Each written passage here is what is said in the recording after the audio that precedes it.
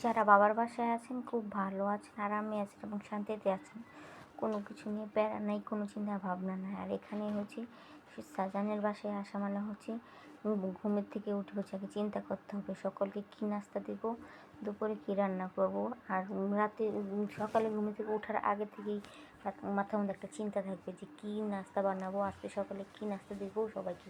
আর সবাই হচ্ছে আপনি যেহেতু বাড়ির বউ, তার মানে হচ্ছে আপনার উপর সবাই ডিপেন্ড করে বসে থাকবে যে আপনি একদম রান্না বান্না করে খাবারটা একদম মুখের সামনে নিয়ে দেবেন, আর তারা হচ্ছে শুধু হাঁ করবে আর খাবে। তো কিছু করার নাই, যতদিন হচ্ছে বেঁচে থাকবেন আর এই সাজানের ঘরে থাকবেন ততদিন হচ্ছে এই কাজটা করে যেতেই হবে।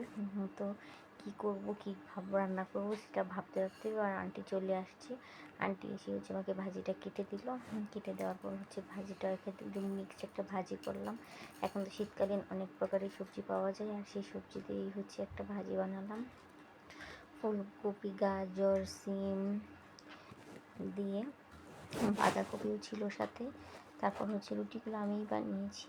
তারপর বানিয়ে হচ্ছে এই যে হটপট বাক্সর ভিতরে ঢুকাচ্ছি, যে বানিয়ে রেখে দেবো সামনে, যে যার যখন মন চাবে তখন সে খাবে, সেই জন্য। তারপরে যেখানে ভাজিটাও হয়ে গিয়েছে আমার, ভাজিটাকে এখন হচ্ছে একটু ভাজা ভাজা করে নেব। ভাজা ভাজা করে নেবার এদিকে হচ্ছে দুধ চা বসিয়েছি, চাটাও হয়ে যাবে, ডিম ভাজিটাও হয়ে যাবে, তাহলে আমার সকালের নাস্তা শেষ হবে। কিন্তু দুপুরের চিন্তা ভাবনা নিয়ে আবার বসতে হবে যে দুপুরে কী রান্না করবো। টাটা।